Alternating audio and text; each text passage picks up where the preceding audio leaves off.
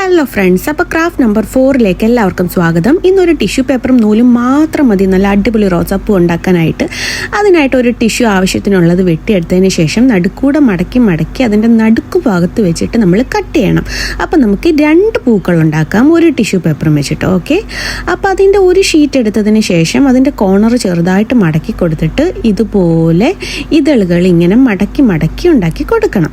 അത് കഴിഞ്ഞിട്ട് നൂല് വെച്ച് കെട്ടിയതിന് ശേഷം ഒരു ഒറിജിനാലിറ്റി വരാൻ വേണ്ടിയിട്ട് നമ്മുടെ മേക്കപ്പ് സെറ്റ് എടുത്തിട്ട് അതിൽ റോസ് കളർ ബ്ലഷ് എടുത്ത് അങ്ങോട്ട് കളർ ചെയ്ത് കൊടുത്തു. നമ്മുടെ കയ്യിൽ പെയിൻറ്റും കാര്യങ്ങളും ഒന്നും ഇല്ലല്ലോ, അപ്പോൾ ഉള്ള കാര്യങ്ങൾ വെച്ചിട്ട് നമ്മൾ സെറ്റ് ചെയ്യണം.